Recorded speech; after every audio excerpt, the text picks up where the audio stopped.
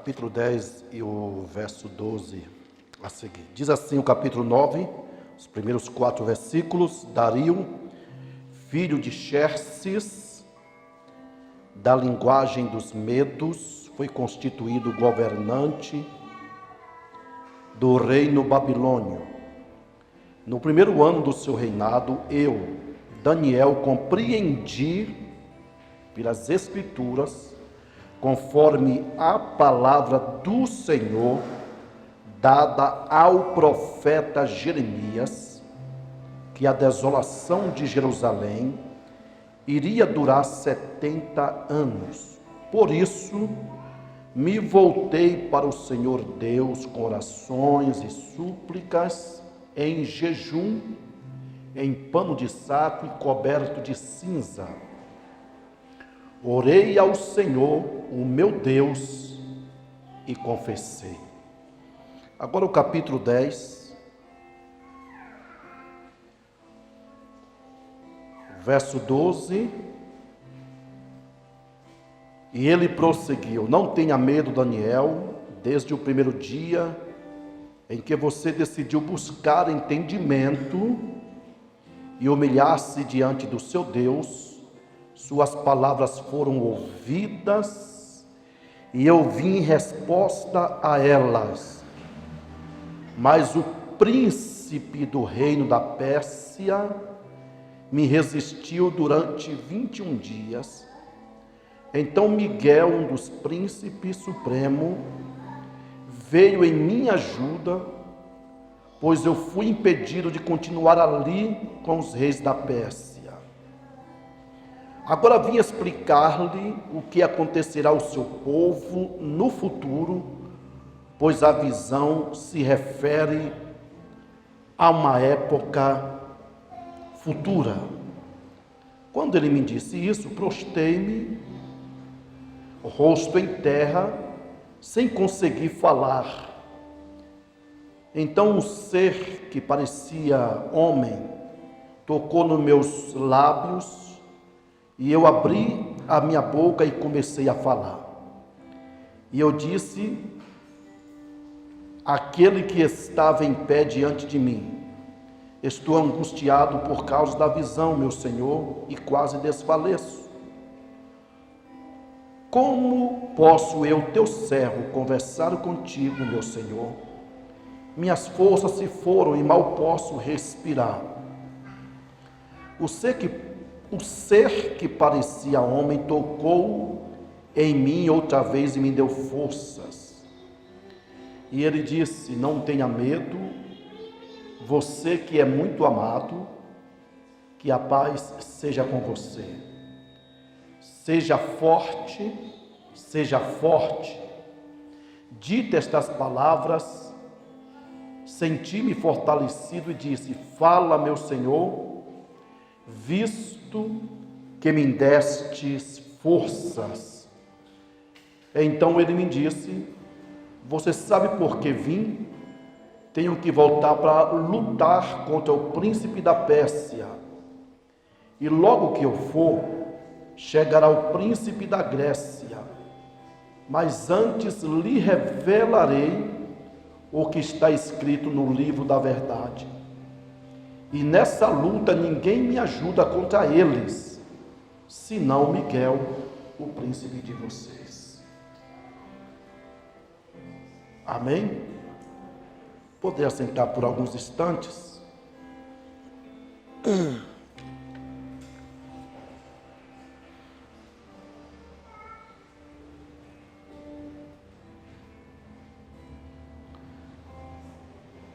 Daniel, quando ele sentiu a necessidade de pesquisar mais a fundo o livro do profeta Jeremias, e ele já entendia em seus dias que o livro do profeta Jeremias era a palavra de Deus dada ao seu servo. ele já entendia que o livro de Jeremias não era um mero livro, mas sim a palavra que o Senhor revelou a Jeremias a respeito do futuro do seu povo, e que Jeremias teve a necessidade de fazer registros dessas palavras. E aqui, já caminhando para o final do cativeiro do seu povo, povo de Daniel, ele compreende, pela revelação de Deus dada ao seu servo Jeremias, que o cativeiro do seu povo seria de 70 anos. Então o que é que ele faz? Ele entra numa batalha espiritual que até então os santos do Antigo Testamento não tinham consciência. Hoje nós sabemos pelos escritos sagrados que Daniel, ele havia se envolvido em uma batalha espiritual. Daniel simplesmente, dentro do conceito das leis de Moisés, ele aplicou o jejum como um meio de buscar a Deus e também se esvaziar, se humilhar, para que Deus trouxesse a ele a revelação a respeito do seu povo. Mas não sabendo ele que ele estava adentrando em uma esfera ou no domínio espiritual, ou no domínio do Espírito.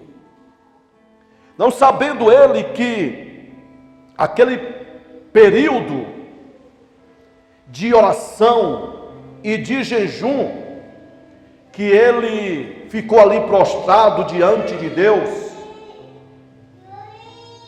não tinha ele consciência, não sabia ele, que enquanto ele estava orando, se humilhando, confessando os seus pecados e os pecados da sua nação, Deus de imediato enviou um anjo para trazer a resposta da oração, do jejum de Daniel. Só que este anjo ele ficou impedido de trazer a resposta para Daniel, porque o principado daquela região, ou o príncipe de Satanás, designado pelo diabo para reger aquela região, as regiões celestiais da Babilônia, ele saiu ao encontro do anjo de Deus para que este não chegasse até ao profeta com a resposta desejada.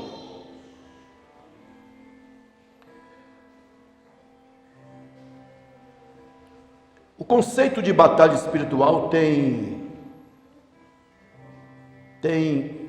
levantado muitas ideias fictícias que não procede do ensinamento bíblico. Nós temos que entender aqui uma coisa. Deus ele pode responder a nossa oração por meio de anjos? Sim, ele pode fazer isso. Mas o modo de Deus hoje responder a nossas orações não é por meio dos anjos, é por meio do nome do seu Filho Jesus. E quando nós nos colocamos diante de Deus em oração,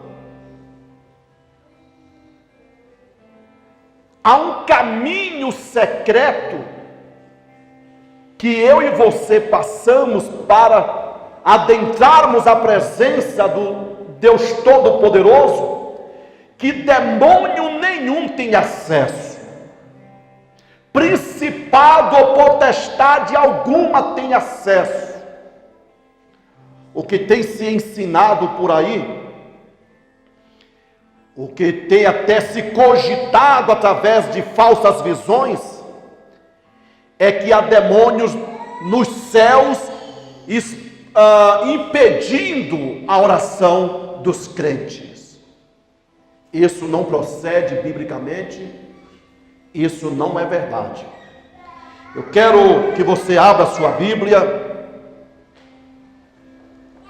O único empecilho para a sua oração ter resposta é o seu próprio coração. Mas quando um crente lavado pelo sangue de Jesus se prostra, se coloca diante de Deus e diz: Pai, não há quem impeça a oração deste crente, por mais pequeno, por mais fraquinho, por mais insignificante que ele seja. Abra sua Bíblia em Hebreus capítulo 10. Não caia nessa história, não é história, é história. Não caia nessa ficção. Você pode encontrar alguém dizendo que foi no inferno, que viu, que fez, aconteceu, que foi arrebatado, que foi aos céus e que viu demônios impedindo a oração dos crentes. Isso é fantasia da cabeça dessas pessoas. Nós temos um problema muito sério. Nós, como cristãos, que carregamos uma linhagem histórica. Como nós estamos gravando, então eu não quero citar nomes da denominação, porque nós só cremos unicamente na Bíblia. Essa é a única regra de fé para nós. Como cristãos renovados, cremos nas evidências, nos dons espirituais, na sua contemporaneidade ou atualidade, mas dispensamos qualquer ficção, qualquer mentira em nome de Jesus. Então aprenda isso. Foi Daniel que teve esse impasse, foi Daniel que enfrentou essa dificuldade.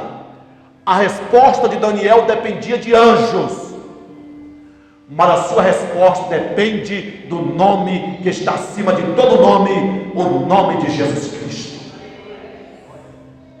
Porque foi o próprio Jesus que disse: e tudo quanto pedides ao Pai em meu nome, acontece o quê? Eu lhes concedo. Quem é que vai impedir Jesus de lhe responder?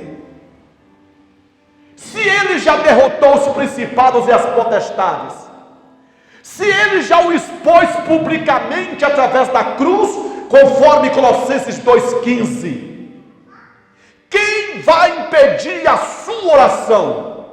Não há principados, não há potestades, não há hostes malignas, não há maiorais entre os demônios que possam impedir a sua oração, a não ser você mesmo, a não ser a dureza do seu coração, a não ser a sua carnalidade, a sua insubmissão, a sua desobediência. Sim, isso sim impede a sua oração. Veja Hebreus capítulo 10, verso 19 e 20. Portanto, irmãos, temos plena confiança para entrar no Santo dos Santos, pelo sangue de quem? Quando você ora, você entra onde? Você tem acesso à presença de Deus. Quando você tem acesso, você tem resposta. Não tem demônio, não tem esse negócio de travar uma batalha no mundo espiritual para ver quem ganha, se é a sua oração ou se é os demônios. Não existe isso. Isso é ficção, isso é fantasia. Não é isso que a Bíblia nos ensina. Você trava batalhas com demônios aqui, no seu dia a dia. Quem está entendendo, diga amém. Ele lhe assediando, ele lhe caluniando, ele lhe tentando. Sim, isso é batalha. Mas a batalha é aqui.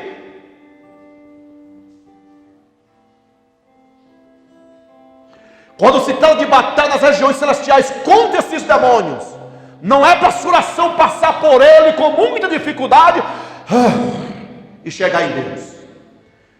Quando você trava batalha espiritual contra esses demônios e precisa saber como lidar com eles,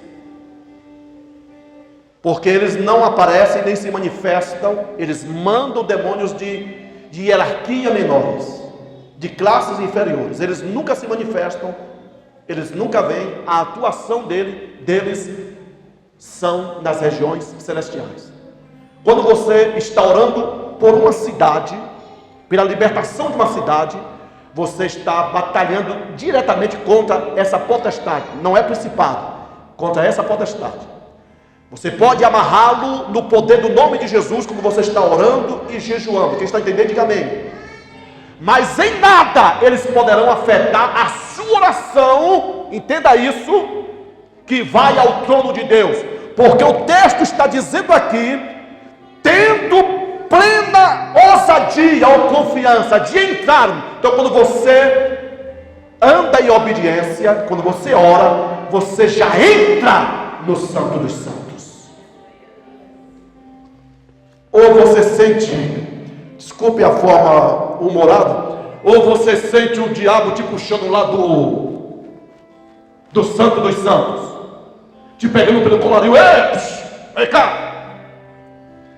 O que muitos pastores, muitos crentes ensinam, parece que é isso, mas não é.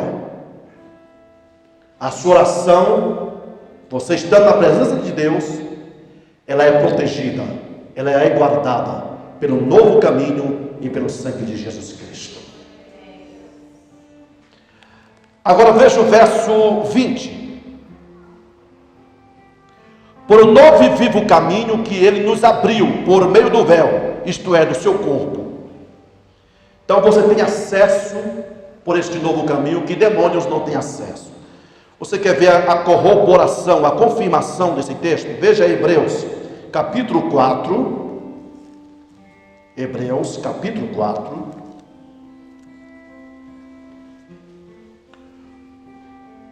Vou repetir, quando você começa a orar, quando você começa a jejuar, a sua batalha com os demônios é aqui.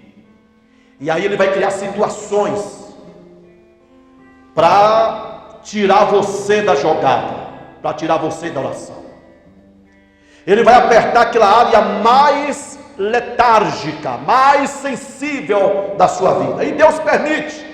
Mas por que Deus permite, pastor? Para você, como crente, crescer, se amadurecer. Não é que Deus vai deixar que o diabo tenha o controle de sua vida, mas ele vai permitir que o diabo ele toque em algumas áreas sensíveis da sua vida, para você amadurecer naquela área. Ele pode tocar na área do seu relacionamento, ele pode tocar na sua saúde, ele pode tocar nas suas finanças, ele pode tocar em seu filho, ele pode tocar em seu neto. E se você não tiver essa percepção espiritual, você vai dizer, meu Deus, eu vou parar de orar, porque eu estou orando e a coisa está piorando, está complicando. Mas não é.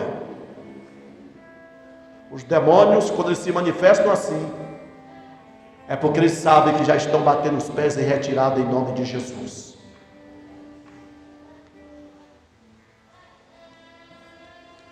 Capítulo 4 de Hebreus, versos 15 e 16. Observe. Pois não temos um sumo sacerdote que não possa compadecer-se das nossas fraquezas, mas sim alguém que, como nós, passou por todo tipo de tentação, porém sem pecado. Agora veja o verso 16. Assim, aproximemo-nos do trono da graça, com toda o quê? Confiança. Não é olhando para os demônios, não é gritando, ei cão, sai da minha frente, estou passando em nome de Jesus. Não é isso. Quando você se coloca em oração, você vai logo ao trono da graça. Amém? E nada pode impedir a sua oração, preste atenção, a não ser você mesmo. Nada e nem ninguém pode impedir de você chegar ao trono da graça. Não tem essa de demônios ficar cruzando o seu caminho de oração. A sua oração é como se fosse uma bola. Você joga a bola para cima e o demônio rebate de lá. Vocês já viram crentes contar esse tipo de anedotas? Já viu alguém contar sobre isso? Pois é. Isso não existe. Isso é ficção. Isso não é bíblico. Isso é resenha do inferno. Você tem livre acesso ao trono de Deus e tem autoridade sobre principados, sobre potestades, sobre todas as hostes do inimigo, porque todas elas, ou todos eles, Cristo despojou, desarmou na cruz do Calvário. Assim aproximemo-nos do trono da graça com toda a confiança, a fim de recebermos misericórdia e encontrarmos graça que nos ajude no momento de necessidade. Amém? O trono da graça está à sua disposição.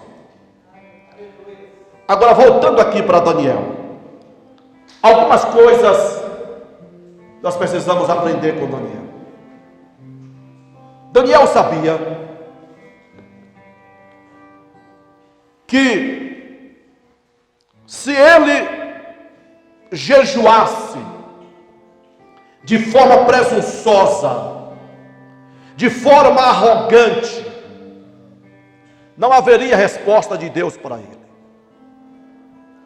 Primeira coisa que Daniel fez quando ele começou a orar e a jejuar foi confessar os seus pecados e os pecados do seu povo.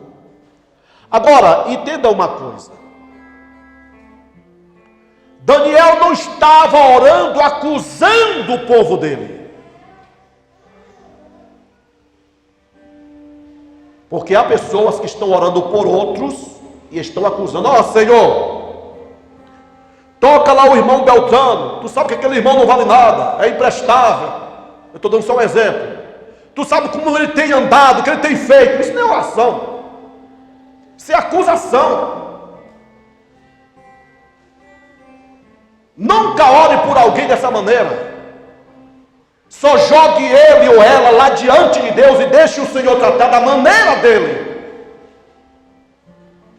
Se Deus está te dando discernimento para você ver a fraqueza do seu irmão ou da sua irmã, não é para você apontá-lo ou apontá-la diante de Deus, mas é para você se colocar como intercessor diante de Deus por esta pessoa.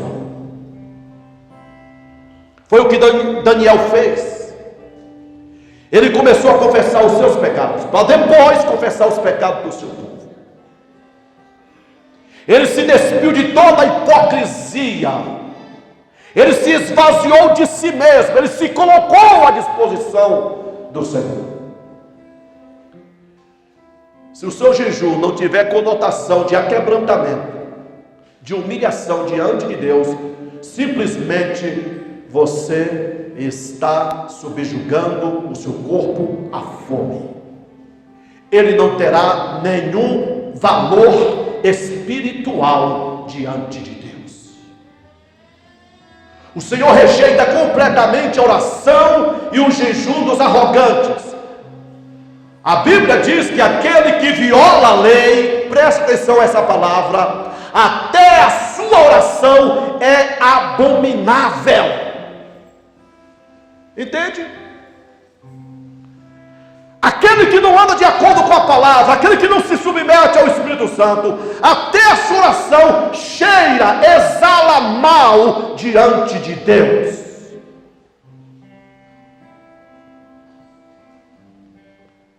Você quer resposta para suas orações?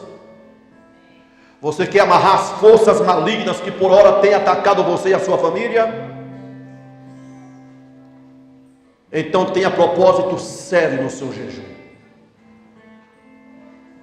Que seja de 1 hora. Existe, pastor? Não sei. Que seja de 1 hora o seu jejum. mas que você separe aquele dia para o Senhor. Durante aquele dia você vai vigiar, durante aquele dia você não vai falar bobagens, durante aquele dia você vai louvar o Senhor, você vai se guardar para Deus, porque o importante é a intenção do seu coração diante do Senhor. Quando você jejua, você não separa 1 hora nem 2 horas, embora que você jejue até as primeiras horas do dia, mas é um dia todo para o Senhor. Quem está entendendo, diga amém. Você tem que ter essa consciência, e é aí que você entra no domínio do reino espiritual, e pela oração da fé, no nome de Jesus, e pelo jejum, você vai começar a amarrar, a neutralizar as forças do diabo contra você. Por certo, eles virão contra você para querer lhe intimidar. Preste atenção, não é para impedir a sua oração, porque a sua oração tem livre acesso pelo novo caminho à presença de Deus, mas ele vai vir mano a mano para tentar lhe intimidar de alguma forma. Agora, por que aconteceu isso aqui, pastor? Porque o anjo foi impedido. E eu vou concluir essa primeira parte. Deus está nos dando muita revelação aqui, viu, Deus? Eu vou concluir. Por que os demônios no Antigo Testamento impediam as orações de alguma forma? E aí muitos confundem, trazendo isso para a realidade da igreja. Esqueça. Por quê? Porque até então, por alguma razão que nós não sabemos, antes da cruz, demônios ainda tinham acesso aos céus. Lembra do caso de Jó? Um dia em que os filhos de Deus estavam reunidos lá no céu, então veio Satanás e se colocou no meio deles. Então o Senhor Jeová, o Deus Todo-Poderoso, perguntou: o que é que você veio fazer aqui, Satanás? Então observe que ele tinha livre acesso ao céu. Você quer uma outra passagem?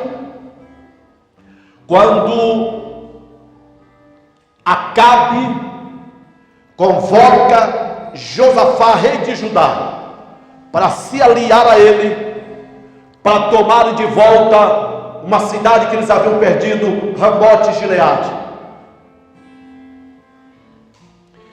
E os 400 profetas de Jezabel, movido pelo espírito de mentira, de engano, profetizaram que Acabe poderia subir a Ramote e Gileade com Josafá, porque aquela batalha Deus já havia colocado em suas mãos. E aí Josafá ficou meio cabreiro, meio desconfiado, e ele disse: não tem mais algum profeta aqui não?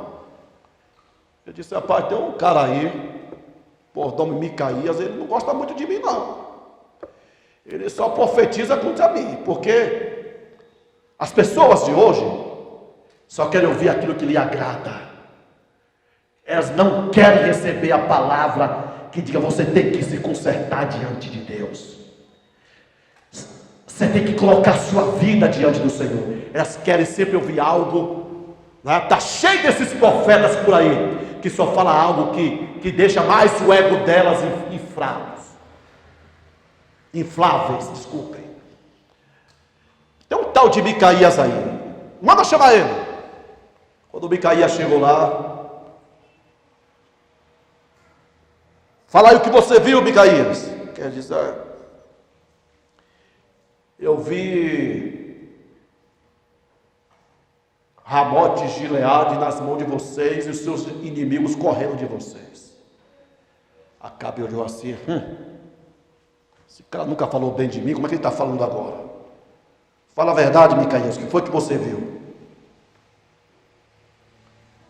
E aí ele abriu a boca e falou pelo Espírito Santo: eu vi o Senhor assentado no seu alto e sublime trono, diante da sua corte celestial, e você prevalecerá. Por isso que Lutero disse que Satanás, ele é o cachorro de Deus, porque só fala aquilo que Deus quer. Quem está entendendo, diga amém. antes da cruz, antes do véu ser rasgado, por alguma razão, esses demônios ainda tinham acesso à presença de Deus, mas hoje não. Por isso que a oração dos santos do Antigo Testamento subia, e havia possibilidade de impedimentos, sim, como aqui no caso de Daniel, mas hoje não. Hoje o nosso acesso é direto ao trono da graça. Você tem que entender essa diferença. Quando você fecha os seus olhos aí e diz: Pai, quando você fecha os seus olhos, no seu espírito regenerado, nascido de novo, assim que você fecha os seus olhos, você se concentra, você é logo transladado em espírito para o trono da graça de Deus. Aqui está o seu corpo, mas no reino espiritual você já está lá diante do Pai, o adorando em espírito e verdade. Portanto, você pode ter sucesso na sua oração, mas você deve abrir o seu coração diante de Deus. Veja o que está de errado na sua vida, veja o que não tem agradado o Senhor, veja o que tem entristecido o Espírito Santo, e aconselho você a rasgar o seu coração como Daniel. Se você quer ter sucesso na sua oração, se você quer ver Deus trabalhando na sua vida, no meio dos seus familiares, se você quer ver portas abertas, talvez tenha algum pecado secreto aí no seu coração, e você olhe para você eticamente, você diz: eu não me ocupo com imoralidade, com pensamentos de imoralidade ou qualquer outra coisa, mas talvez você abrigue ira, raiva, ódio, vingança. Talvez você abrigue aí dentro de você um sentimento de superioridade que está lá escondidinho dentro de você. Isso é pecado, isso é barreira para a sua oração. Você se sente superior às pessoas, talvez pelo grau de cultura que você possui, ou intelectual que você tem. Veja o que está dentro de você. O jejum serve para isso. Quando nós nos colocamos em jejum diante de Deus, para buscá-lo como Daniel, nós temos que entrar esvaziando-nos diante dele, vasculhando todo o nosso interior, para que o nosso jejum não seja inútil, não seja em vão, para que realmente nós oremos e vejamos a mão e o mover de Deus sobre a nossa vida e a nossa família. Eu quero lhe dizer, como eu falei na semana passada, a oração, ela é como uma metralhadora, né? Soltar tiro para tudo quanto é lado. Mas às vezes tem que soltar o míssil para resolver o problema. E o jejum é esse míssil. Amém? Quando você solta o míssil da oração contra o reino das trevas, eles são implodidos no nome de Jesus. Mas para isso, você tem que cuidar do seu coração. Você tem que cuidar da sua vida interior. Que Deus abençoe.